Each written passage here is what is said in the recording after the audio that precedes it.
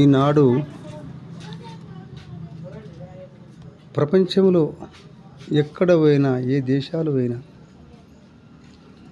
కొన్ని దేశాలు లేకుండొచ్చు, కానీ దొంగతనం ఉండొచ్చు, కానీ మందు లేనిది మానవులు బ్రతకలేరనే సమస్య ఏర్పడింది. ఎందుకంటే ఒక పూట అన్నమైన మాంతురు, కానీ మందు మాత్రం నాంతలేరు నాయన.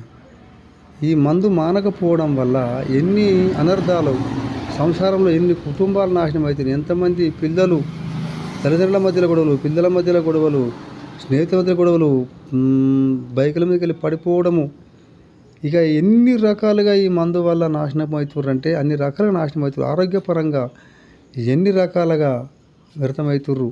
అసలు ఎందుకు ఈ ప్రభుత్వాలు మందు పుట్టించినాయో మరి. సరే, మందు ఈరోజు పుట్టిందా, మేము పుట్టించినామా, అది కాదు, కానీ ఇవాళ మత్తు లేనిది నిజంగా ఇక సరే కొన్ని దేశాలలో స్త్రీలు కూడా ఉండొచ్చు, కానీ ముఖ్యంగా మన రాష్ట్రంలో, మన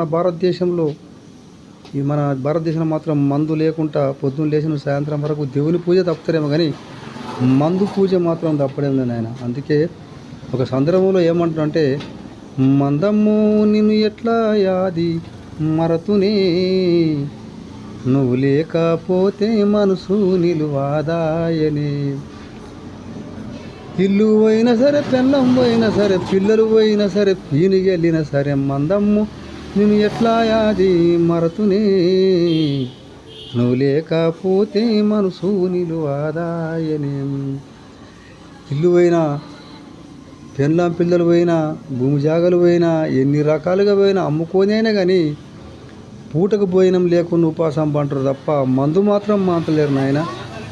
కాబట్టి నేటి యువకులు, ముఖ్యంగా యువకులు అయితే అసలు చిన్న చిన్న 14 సంవత్సరాల పిల్లలు, మగపిల్లలు పట్టుకొని పండు ముసలి వరకు మందు మందు మందు మందు. ప్రభుత్వాలు దీన్ని ఆశ్రయం చేసుకొని వాళ్ళు అంటే ఆదాయం కోసం, వాళ్ళ రాజకీయ నాయకులు వాళ్ళ ఇల్లు నింపుకోవడం కోసం వాళ్ళు ఎన్నో జిమ్మిక్కులు చేసి మరి మందును తయారు చేసి మందమితే మనం ఆ అడమైన మందు తాగి లివర్ పాడు చేసుకొని, ఇల్లు పాడు చేసుకొని, పెందలం పాడు చేసుకొని, భూమి జాగాలు అమ్ముకొని, తాగి రోడ్డు మీద పడి కక్కొని, అందుకే ఇల్లు పుచ్చుకునే కళ్ళు, ఈ కళ్ళుకు చెడిపోయే ఇల్లు చేయబట్టి ఇల్లు మునిగర, తల్లి యాల్ని కొట్టించిన కళ్ళు, తాగేదాకా గుట తాగిన వెనుక లోట, తాగిన వెనుకన తత్వం పెరగడు అని పొరిలో తిరిగి జర్న కక్కును ఇల్లు పుచ్చుకునే కళ్ళు, ఈ కళ్ళు గడిపోయే ఇల్లు అని అంటున్నారు. కాబట్టి దయచేసి యువకులారా, ఆ మందు వల్ల వచ్చేది ఏం లేదు, నువ్వు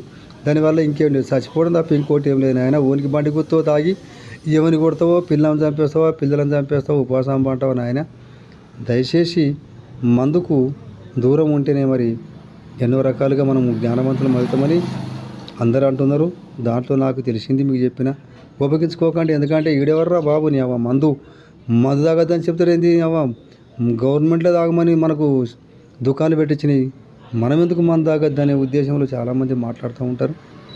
కాబట్టి అట్లా కాకుండా మందును మానుకొని మీ జీవితాలు, మీ భార్య పిల్లలు మీరు సుఖంగా ఉండి, మీ పిల్లల కోసం నువ్వు మధ్యలో తాగుతావు నాయన, ఫుల్ బండెక్కి మీమని బండి మీద పోతావు, యానో చచ్చిపోతావు.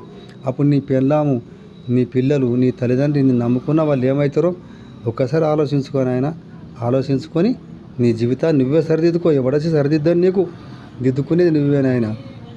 హరి ఓం.